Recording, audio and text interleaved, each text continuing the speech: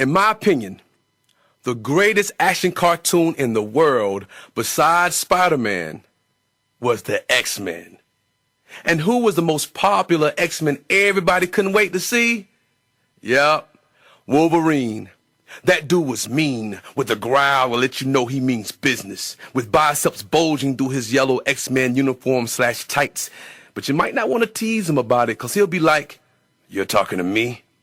And within an instant, you'll be high-tailing it faster than a crackhead chasing a high. But it wouldn't matter, cause he'll catch you, and with his adamantium claws, he can take on Sentinels. He could take on Magneto's henchmen, take on villains of all sorts, but he always felt he still came up short.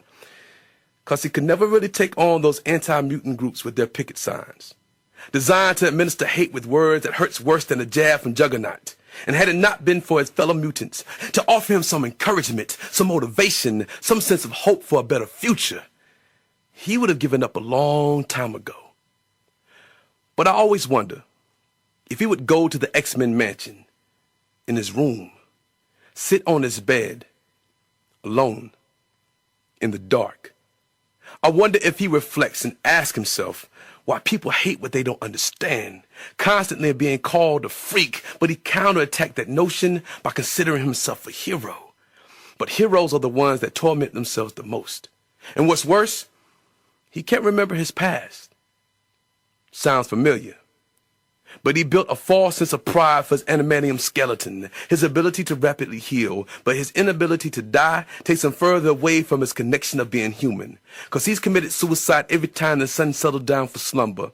But he can only stare at the crimson red waltzing down his claws, cause immediately his wounds would close. The pain from his puncture is only temporary, but the pain of not knowing who he is feels like a shotgun blast to his soul. But I just want Wolverine to know I understand, and to tell him that sometimes roses do grow in dark places, and that martyrs never ask to die for their purpose. But I know he prayed to die for not understanding his. But Wolverine, my brother, you're no different than us, hating what you don't understand, trying to figure out where you came from, put here with the purpose you're not sure of. And Wolverine, I know you're not sure if there's a God, because you look at us and wonder if we're made in God's image.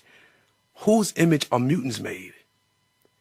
I know you feel like a clock without a craftsman, so you curse us because you feel that God showed us favor. But those people with those picket signs curse you because you favor God. Because even when you're disappointed in us, you protect us. You're invincible, indestructible. Wolverine, if you only knew how much we want to be like you. Because we do everything we can to figure out ways to live longer, to heal faster, based on our inability to understand that everything comes with a price. Every gift is not wrapped in a nice box with a ribbon.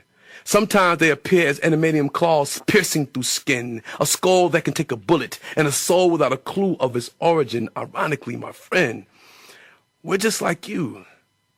Because you're confused on what to do, questioning your existence, confused of your purpose, sometimes wanting to die, never giving yourself a chance to see how great you can be.